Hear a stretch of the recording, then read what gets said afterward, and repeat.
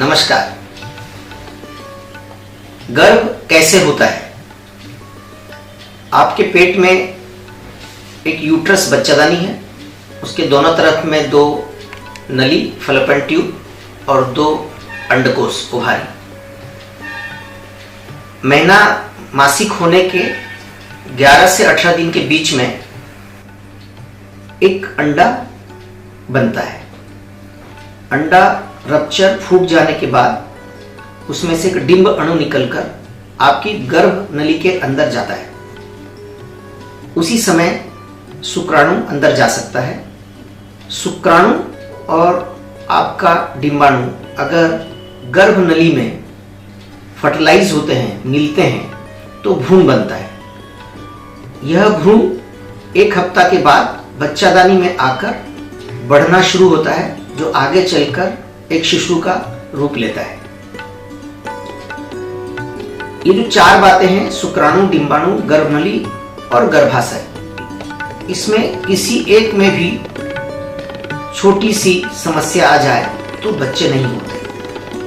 तो सबसे पहले हम आपकी और आपके स्वामी की बीमारी का पता लगाएंगे। साधारणतः 40-50% दंपतियों में, महिलाओं में दोष होता है और 40-50% दंपतियों में स्वामी में दोष होता है। 10% ऐसे लोग होते हैं जिसमें दोनों में कोई बीमारी नहीं होती, फिर भी गर्भ नहीं होते। तो इन बीमारियों का पता लगाने के लिए हम सोनोग्राफी, खून की जांच, हिस्ट्रोस्कोपी, लेप्रोस्कोपी, दूरबीन टेस्ट और धातु का टेस्ट करते हैं। इस जांच के बाद बीमारी का पता चलता है और उसके आधार पे निर्णय लिया जाता है कि किस पद्धति से चिकित्सा करने से आपको निश्चित रूप से, गारंटी रूप से बच्चा हो सकता है। लेप्रोस्कोपी, हिस्ट्रोस्कोपी में जो बीमारी पेट के अंदर निकलेगी, जैसे कोई घाव हो, एंडोमेट्रियोसिस, कुछ चिपक गया हो, एडहेजन, ट्यूबरकुलोसिस, पहले उसका इलाज किया जाता है। उसके बाद सबसे पहले प्राथमिक चिकित्सा चालू होती है, जिसमें हम आपको दवाइयों के द्वारा आपके शरीर में अंडा बनाते हैं। ये अंडा 11 से 18 दिन में बनता है। फिर आपको एक इंजेक्शन लगता है। वह इंजेक्शन लगने से अंडा फूट जाता है। उसी समय सहवास 3 दिन तक करना अत्यंत आवश्यक है। इस इलाज को कहते हैं हम लोग अंडा बनाना और सेक्स करना। इसमें साधारणतः 1 महीने में शतकड़ा 7 से 8 लोगों को गर्भ होता है। इसे हम 3 से 6 महीना यह इलाज करना चाहिए। 3 से 6 महीने में 20 से 40% लोगों का गर्भ होता है। अगर इसमें आपको सफलता नहीं मिलती है तो हम एक कदम ऊपर चले जाते हैं। नेक्स्ट ट्रीटमेंट है IUI, अर्थात कृत्रिम उपाय से स्वामी का शुक्राणु इंजेक्शन के रूप में बच्चादानी में डालना। उसमें पति के अच्छे शुक्राणु और खराब शुक्राणु को अलग करते हैं और अच्छे शुक्राणु में एक मीडिया मिलाकर उसकी क्षमता को, उसकी पावर को बढ़ाकर एक प्लास्टिक के इंजेक्शन के माध्यम से बच्चादानी में डालते हैं।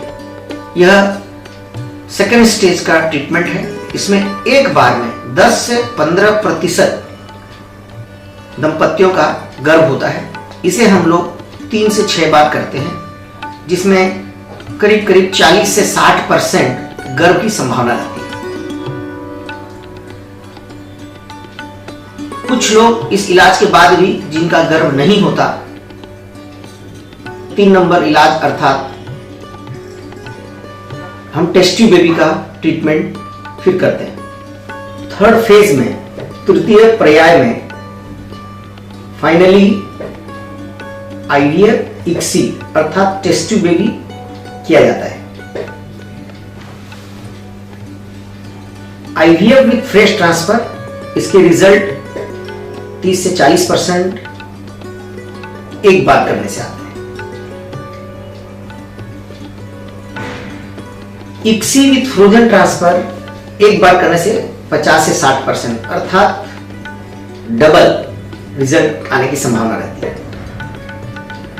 आईवीएफ हो चाहे इक्सी हो, आपको 11 दिन तक प्रतिदिन इंजेक्शन लगेंगे, जिससे आपके अंडकोश में बहुत सारे अंडे एक साथ बन जाते हैं और उसके बाद उन सारे अंडे को योनि द्वार से, मेंस के रास्ते से बाहर निकाल दिया जाता है। आईवीएफ में आपके अंडे के चारों तरफ में आपके स्वामी का शुक्राणु छोड़ दिया जाता है और 24 घंटे बाद हम यह देखते हैं कि कितने अंडे भ्रूण बन गए। किंतु इक्सी पद्धति में एक एक अंडे को पकड़कर शुक्राणु सिलेक्ट करके, शुक्राणु अच्छे शुक्राणु पता लगाकर अंडे में छेदा बनाकर उस शुक्राणु को इंजेक्ट कर दिया जाता है और जो भ्रूण बना फ्रेश ट्रांसफर में, वो भ्रूण 2 दिन बाद आपके बच्चादानी में स्थापन कर दिया जाता है। लेकिन फ्रोजन ट्रांसफर में उस भ्रूण को हम एक डब्बे के अंदर लिक्विड नाइट्रोजन में रख लेते हैं और जिसे 1.5-2 महीने बाद ट्रांसफर करते हैं। इसे कहते हैं frozen embryo transfer. IVF with fresh transfer यह थोड़ा सस्ता होता है, इसे हम कहते हैं लो कॉस्ट आईवीएफ, कम खर्च वाला टेस्टिकल। और जब इक्सी के साथ फ्रोजन एम्ब्रियो ट्रांसफर करते हैं, यह थोड़ा महंगा होता है, लेकिन इसके रिजल्ट ज्यादा होते हैं। कुछ स्वामी लोगों का शुक्राणु बनता तो है अंडकोश में, बाहर नहीं आता, तब हम उनके अंडकोश से टेसा नाम की पद्धति से इंजेक्शन के द्वारा शुक्राणु बाहर निकाल लेते हैं और जो भी शुक्राणु है अच्छे शुक्राणु सिलेक्ट करके उससे भ्रूण बनाते हैं। यह पद्धति उन लोगों के लिए है जिनका शुक्राणु बनता है लेकिन बाहर नहीं आता। जिन महिलाओं में अंडे नहीं बनते, उन्हें दूसरों का अंडा भी दान के रूप में दिया जाता है, जिसे हम कहते हैं ओवम डोनेशन या अंडा दान। जिन स्वामी में शुक्राणु है ही नहीं, बनता ही नहीं, उनकी अनुमति लेकर अन्य का शुक्राणु भी व्यवहार किया जा सकता है, जिसे हम कहते हैं डोनर सीमेन, दाता का शुक्राणु।